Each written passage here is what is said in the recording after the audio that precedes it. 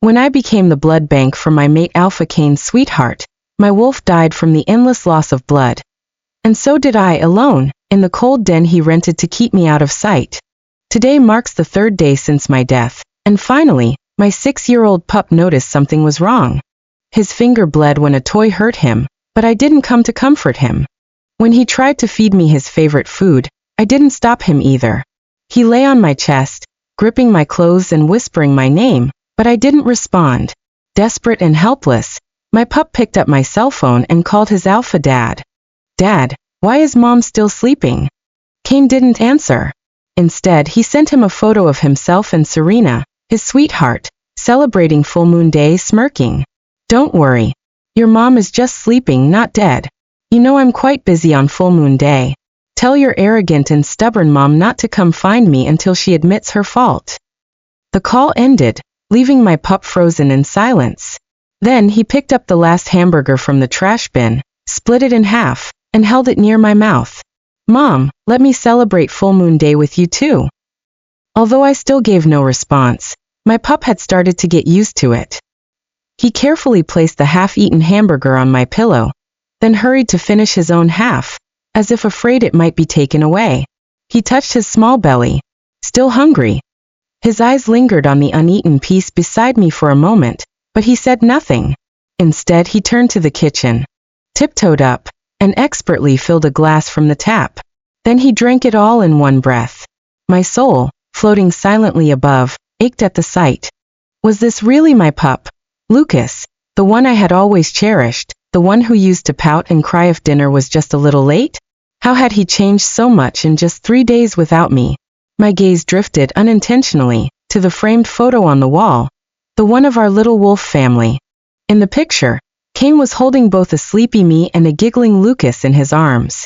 Joyful laughter had once bloomed on both of their faces, so similar, so full of life. I remembered that day so clearly. I had been napping when Cain tiptoed in with Lucas in his arms, whispering, "Lucas, your mom is sleeping again. Shall we wake her up together?" Lucas nodded eagerly, grinning like a mischievous little cat. "No problem, Dad." Cain raised an eyebrow and pulled out a feather he'd hidden behind him. With exaggerated gentleness, he brushed the soft tip against my nose. Once, twice until I couldn't help but sneeze. I sat up, feigning anger, and swung a pillow at him. "Cain," I growled in a low, playful voice. He laughed and quickly pulled Lucas in front of him like a human shield. "Lucas, help. Stop your mom."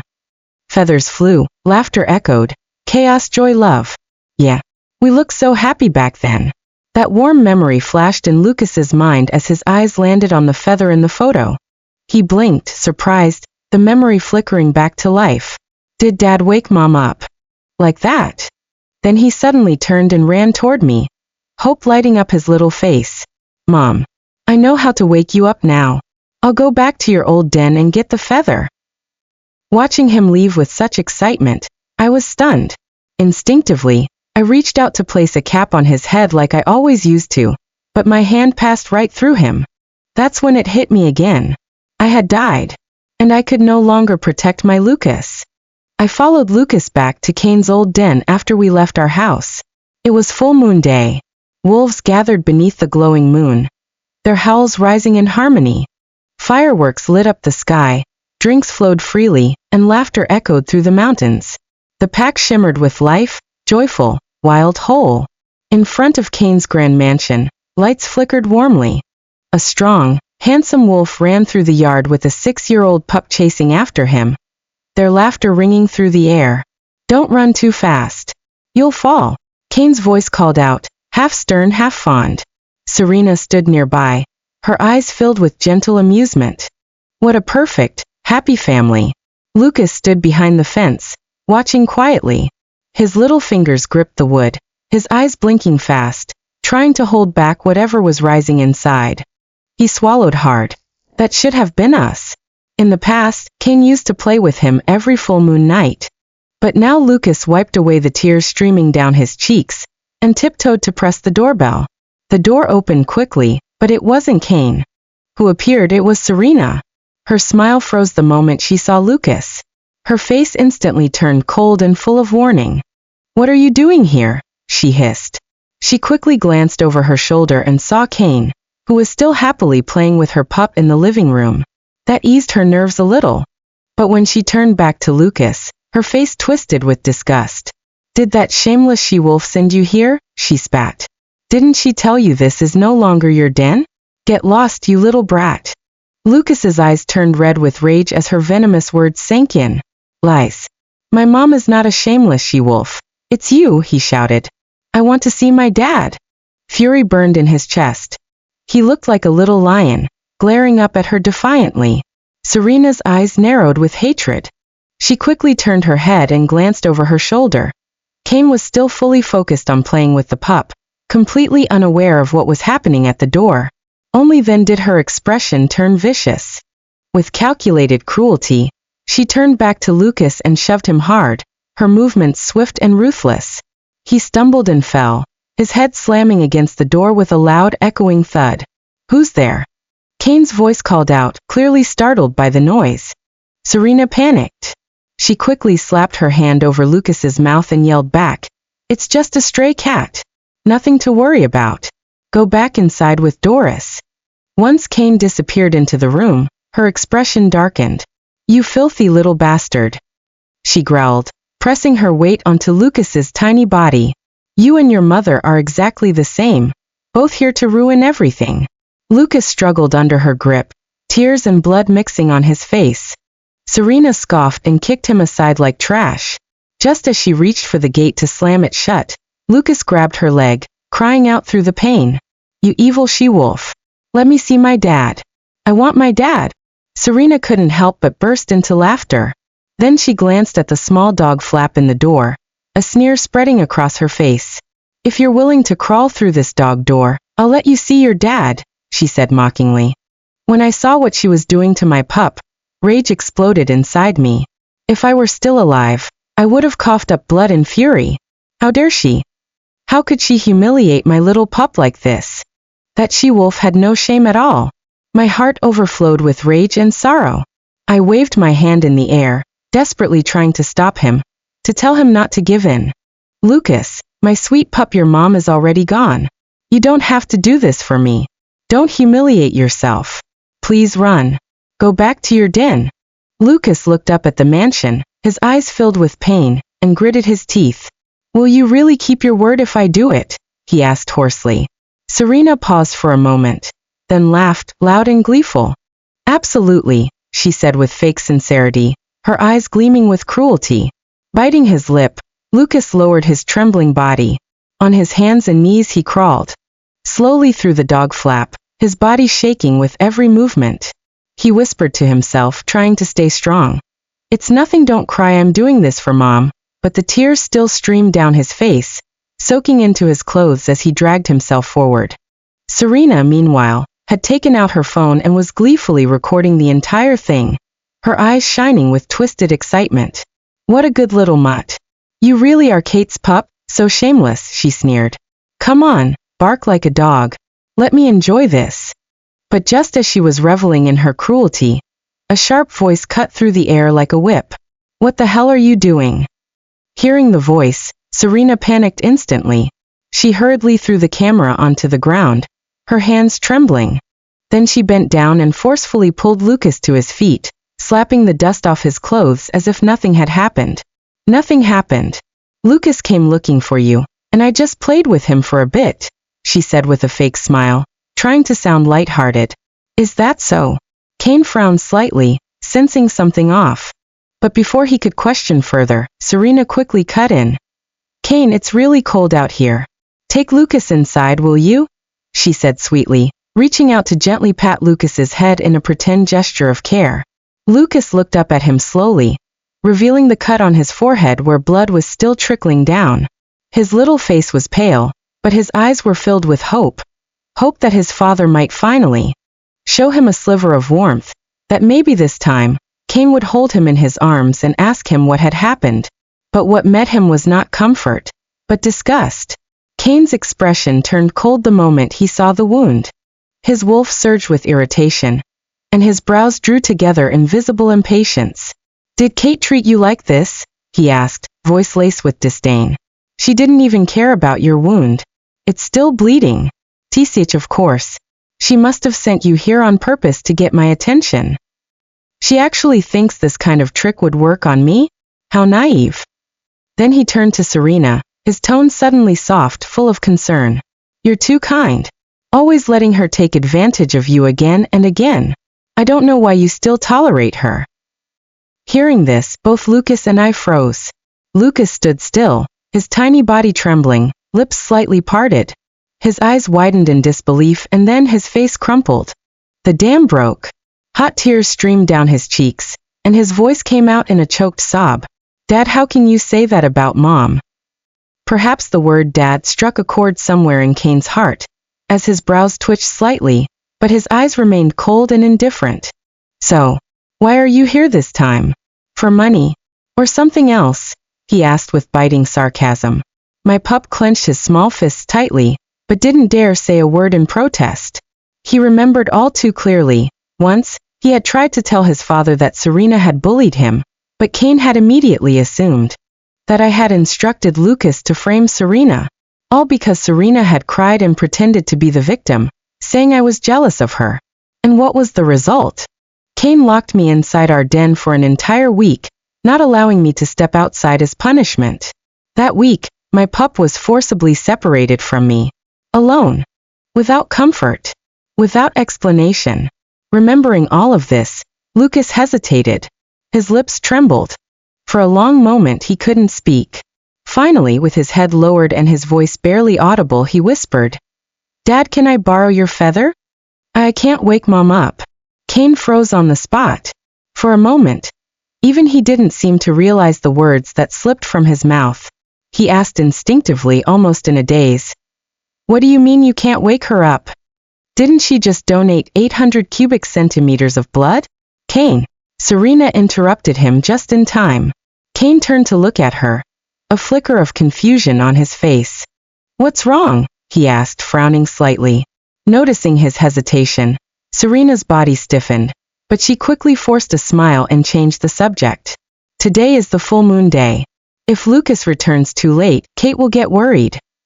He only asked for a feather. Just give it to him. There's no need for him to stay any longer. Don't let him linger around Kate. Her words worked. Kane's tense expression eased, and the worry in his eyes faded. Serena, you're always so thoughtful, he said softly. All right then. Lucas, come with me. Under the silver moonlight, they entered the mansion. As the light hit Lucas's face, the wound on his cheek became clearly visible. Just then Doris appeared.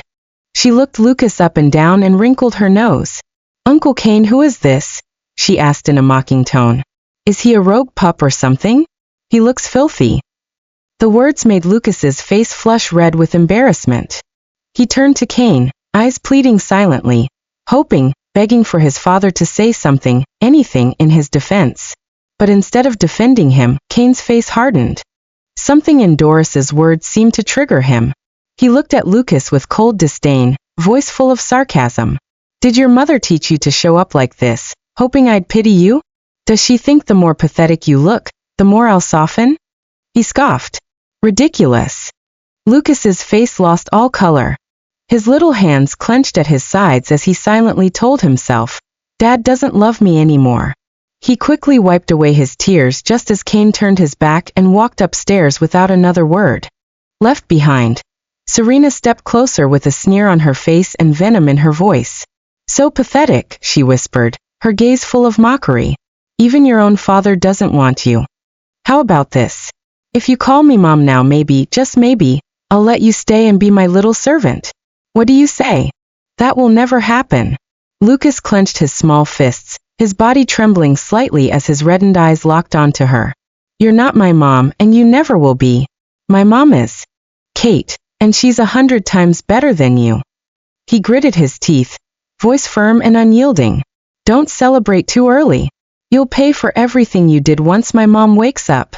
Hearing his words, my spirit nearly collapsed. My sweet pup, how would he react when he discovered that I would never wake up again? He was only 6 years old. How could he go on alone? My heart ached, and tears poured from my eyes uncontrollably. But Serena was already burning with rage. Her face twisted in fury. But as she caught sight of Cain coming back down the stairs, she quickly forced herself to calm down. Her eyes darted with calculation. She was clearly thinking of a new scheme. Suddenly, she gasped in false panic and clutched at her pockets. "Wait, my phone. Where's my phone?" she cried. She patted herself all over, putting on a show, until her eyes slowly turned to Lucas. Her lips curved into a cold, sinister smile. "Lucas, did you steal my phone?" Lucas flinched and immediately protested. "I didn't. Your phone is." Smack. His words were cut off by a sharp slap across the face. Cain stood there, gripping the feather in one hand and pointing at Lucas's reddened cheek with the other. His eyes blazed with disappointment. "I knew it. You didn't come back with pure intentions. Framing Serena, because your mother told you to, was already shameful. Now you're stealing from her too? How did I end up with a pup like you? Speak. Where did you hide the phone? Hand it over." My mind went blank. Like a maddened she-wolf, I rushed forward, shielding my son in desperation. I screamed silently at Cain. "How dare you strike our child? Just because Serena said something, you believe her without question?" But no one could hear my fury. I was nothing more than a ghost. Lucas stared up at the man in disbelief, tears cascading like pearls.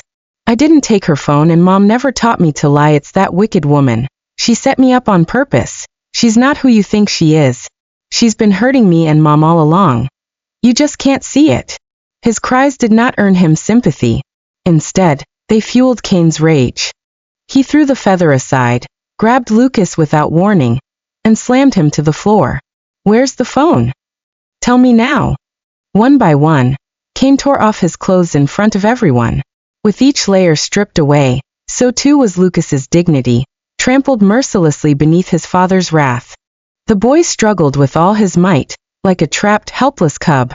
"I didn't. I really didn't take it." But Cain was relentless. His grip only tightened. Dark bruises began to bloom across Lucas's small, trembling body, each one a mark of cruelty. His cries pierced the air. I, helpless, broken, reached out again and again, trying to push Cain away. But I couldn't touch him. I was nothing but a powerless soul. Serena stood nearby, watching it all unfold like a show. There was satisfaction dancing in her eyes, cold, venomous. When the final piece of clothing was stripped away, Lucas stopped. Struggling. He looked up at the man above him. And in that gaze, there was no longer fear. Only hatred. Cain paused for a beat, realizing there was nothing on the boy. But when he saw the fury in Lucas's eyes, something inside him shattered. Without a word, he yanked the boy up and hurled his bare, bruised body into the snow. "If you won't listen, then kneel out here until you learn some respect." Lucas tried to rise, shivering violently, but Cain's voice rang out again. "Kneel until I say so. Then you can have the feather." The piercing cold instantly engulfed my entire body. I knew Lucas would obey for my sake. But this was never the kind of obedience I wanted. As expected, my pup didn't move. That small, fragile figure knelt silently on the hard, frozen ground beneath the dark night sky.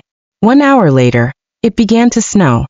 He let the icy wind and falling snow gradually cover him, inch by inch. Inside the warm, well-heated house, Serena sat comfortably with her daughter in her arms, feigning concern. "Cain, Lucas is still so young. Isn't this a bit too cruel?" Cain's eyes remained fixed on the window, his voice cold and laced with disappointment. Cruel? He was the one who made the mistake. If he can't endure a little punishment like this, how is he supposed to become alpha of the pack one day? Serena's smile faltered for a moment. Jealousy flashed in her eyes, nearly impossible to hide. She hadn't expected that even now, Cain was still thinking of making that little bastard his heir. But the next second, her gaze swept over the torn clothes on the floor, and she felt reassured. So what if Cain still cared? That pup couldn't possibly win. Her smile deepened. Gently, she changed the subject to draw Cain's attention away. Inside the window, warmth and comfort surrounded them. Outside, the wind howled and snow turned to freezing rain. Eventually, my pup could hold on no longer. His tiny body collapsed into the snow, completely still. Just before slipping into unconsciousness, he mumbled through chattering teeth, "Just a little longer. Once Dad forgives me, I'll wake Mom up." 2 hours passed. While Cain was working in his study, he finally remembered his son and casually called for the servant. "How long has it been? Has Lucas admitted his mistake yet?" The servant's face was grave, voice cautious. "Alpha Cain, it's been 2 hours. The young pup has already passed out in the snow." "What?" Cain's expression changed instantly. The pen in his hand clattered to the floor. At that moment, his phone vibrated on the desk. "Hello? Is this Alpha Cain? We received a report. A body has been discovered in one of your rental dens." The chair crashed to the floor with a deafening thud as Cain shot to his feet in a panic, nearly knocking over the desk in the process. He grabbed the phone with trembling hands, his voice sharp and demanding. "What rental den? Who the hell are you? This isn't funny. What kind of sick joke is this?" The voice on the other end remained calm, unaffected by Cain's outburst. "Alpha Cain, please calm down. This is the Werewolf City Patrol Unit. About an hour ago, we received a report of a strange scent coming from one of your rental dens. Upon inspection, we discovered a female corpse. Based on the ID, the deceased is your former mate, Luna Kate. She's been dead for 3 days. Neighbors reported she had been living there with a 6-year-old pup, who is currently missing. If you know anything about the pup's whereabouts, please contact us immediately. We also ask that you come in as soon as possible to give a formal statement." Bang! The phone slipped from Cain's hand and hit the floor with a hollow clatter. His bloodshot eyes widened as he turned stiffly to the servant beside him. "Did you hear that? What the hell did he just say?" The servant's face had gone pale. His lips quivered as he tried to speak. "Alpha, the former Luna, she's dead." Bang! This time, it was Cain's fist slamming into the rosewood desk, rattling everything on its surface. "Find out what happened. I want every detail. Now." The servant flinched, then rushed out in a panic.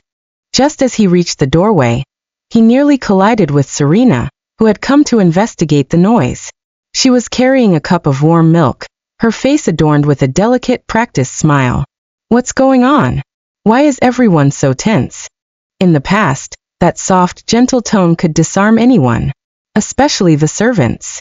Ever since they sensed Cain's growing affection for Serena, they'd begun treating her as the Luna of the house, even when I and my son still lived under this roof. But this time, the servant didn't even pause. He brushed past her without a word. Serena's smile froze, a flicker of awkwardness and irritation flashing in her eyes. Still, she quickly adjusted her expression and stepped into the study, voice as sweet as ever. "Cain, what happened? I could hear the noise from downstairs. Can you tell me what's wrong?" She placed the warm milk gently on his desk and sat down beside him, her tone dripping with concern. But Cain didn't even glance at her. His gaze was fixed on the cup of milk, and a sharp, familiar ache pierced through his chest. "I used to do the same thing. On all those nights when he worked late and lost track of time, I would quietly bring him a cup of warm milk after tucking Lucas into bed.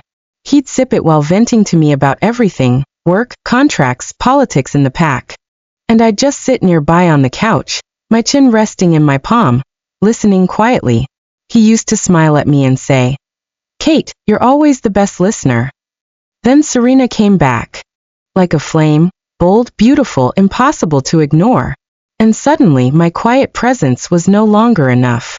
One night, after another long monologue from him, he looked at me with impatience and said, "Kate, why do you always just sit there and listen? You don't understand me at all." That night, I stood on the balcony and let the freezing wind whip through me until morning. It was then I finally understood, he didn't love me anymore. The memories ended there, but Cain hadn't yet emerged from his sorrow when Serena couldn't help but speak. "Cain, what's wrong? Who are you thinking about? Is it Kate?" She smiled faintly, but a sharp glint flashed through her eyes. "It's strange though. With Lucas like this, why hasn't Kate shown up yet? Even if she wants to use the pup to win your sympathy, this is going too far, don't you think?" Cain froze. Then suddenly, he remembered what the servant had said. Lucas had already passed out in the snow. A violent jolt of panic surged through him. He shot to his feet, shoved Serena aside, and bolted toward the door. Serena gasped at the sudden movement, trying to speak, but Cain was already gone, thundering down the stairs. She frowned and quickly followed. When she reached the ground floor, the scene outside left her stunned. Cain was stumbling through the snow like a madman, tearing off his coat and wrapping it tightly around the small, rigid figure lying motionless on the ground. Fat tears streamed from his bloodshot eyes, landing one by one on Lucas's bruised, frozen face.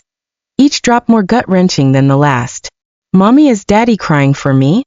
Lucas's soul curled up in my arms, whispering softly, "Mommy, does Daddy regret it now?" He looked up at me, those pitch-black eyes reflecting only my silhouette.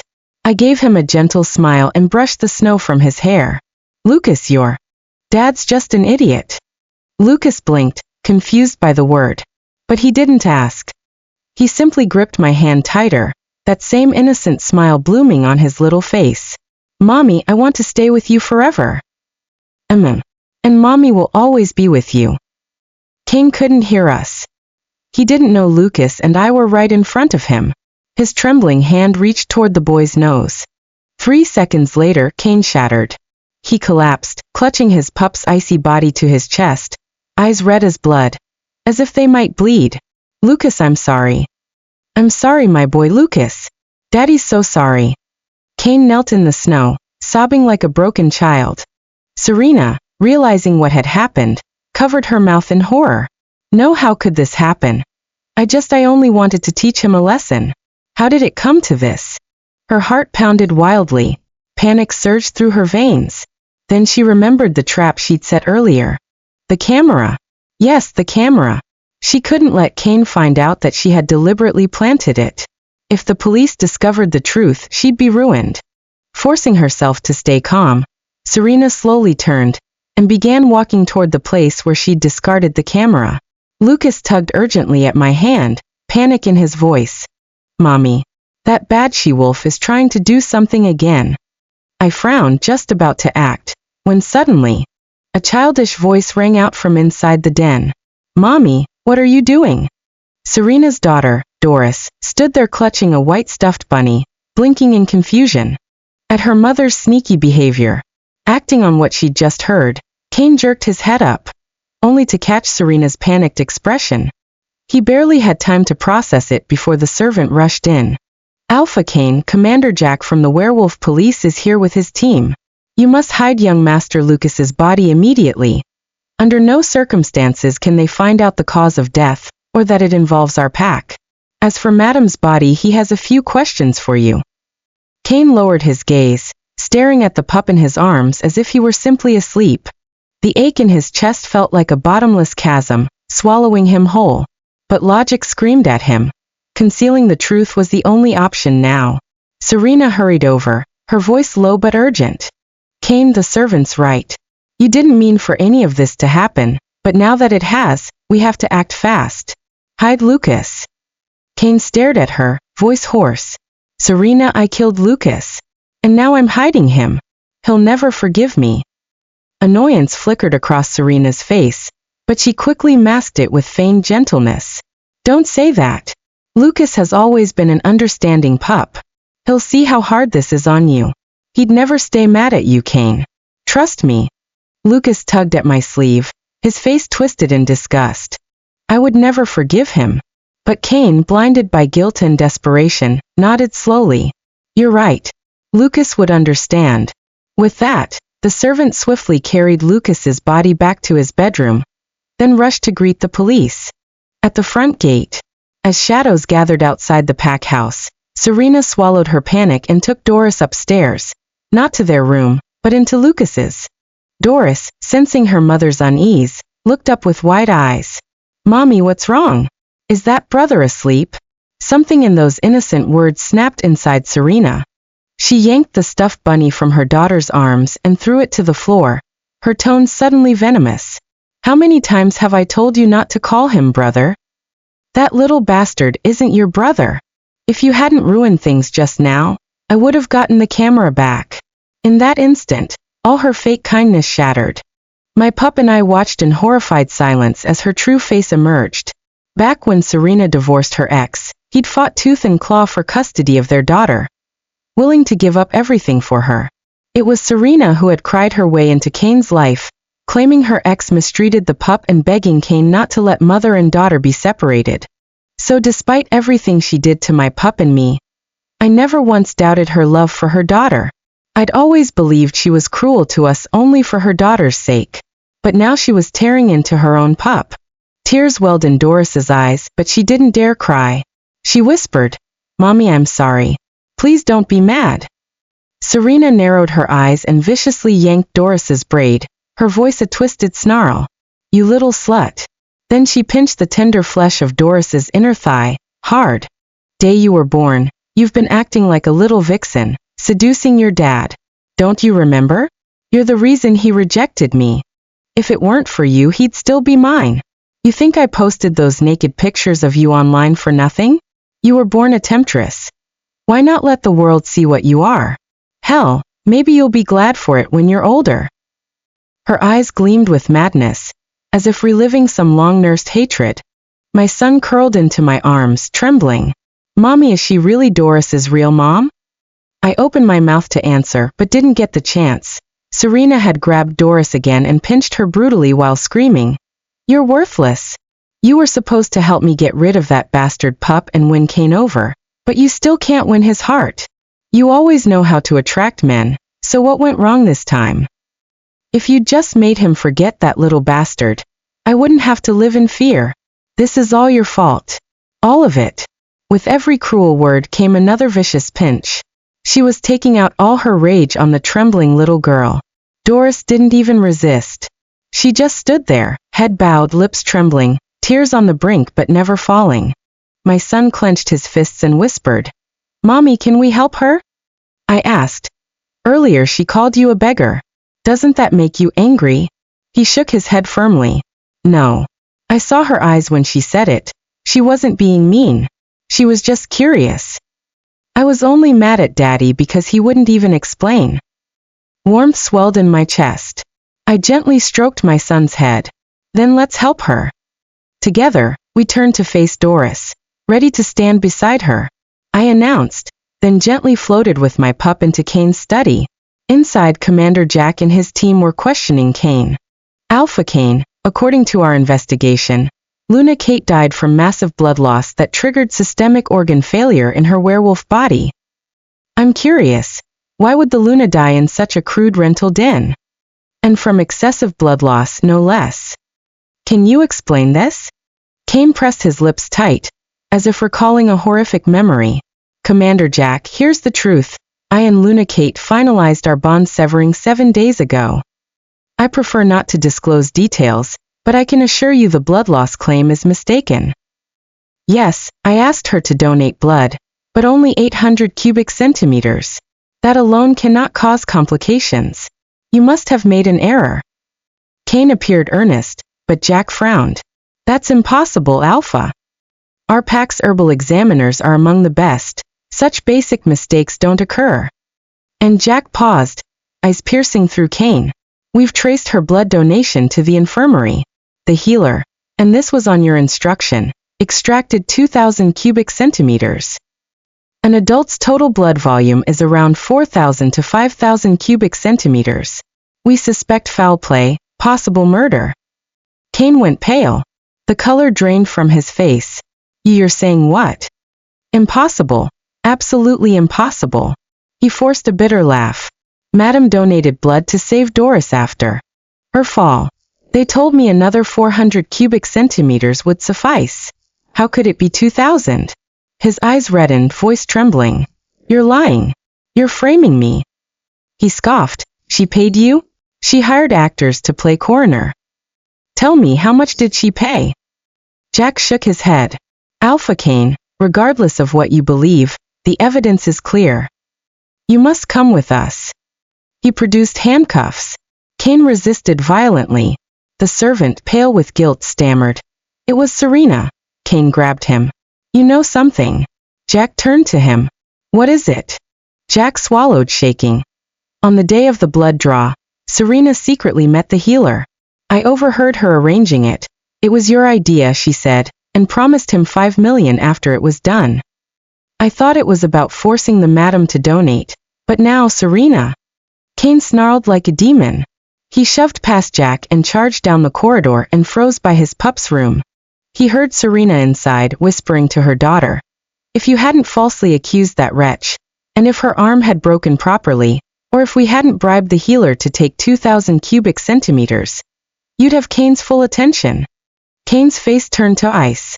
He burst in, finding Serena smoothing her daughter's hair, her tone calm yet triumphant. "Remember to act sweet for Daddy, make him feel sorry for you. Don't let him leave."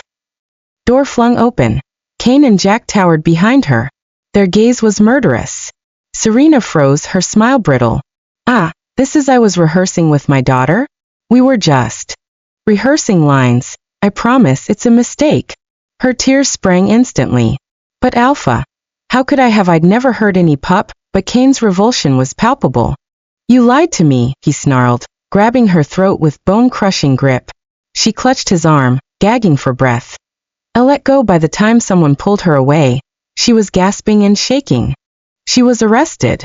Doris was rushed away for medical exams. At the precinct, Serena refused to confess, but the evidence was overwhelming. In werewolf court, she tried begging Alpha Kane for mercy, but he instead exposed her past sins and ensured she faced maximum sentence. His lawyers pushed for the death penalty. In retaliation, she fingered him for killing his pup. Kane was arrested. The scandal hit headlines. 6 months later, his clan declared him insane and placed him in psychiatric care, though it was unclear if the diagnosis was real. Serena attempted suicide in werewolf prison but failed. My son and I were laid to rest together, buried by Commander Jack. On my final breath, my son asked, "Mom, will I still be your son next life?" I smiled in the darkness, because I saw something, or someone, a divine presence, offering me 2 wishes. One for our happiness in another realm, the other to wipe all memory from Doris's mind so she could live with her father. I wished, and then faded. The next time I opened my eyes, I was awake in a warm, cozy room. My son sat with a toy in his lap. He looked up and smiled. "Mommy, you're awake."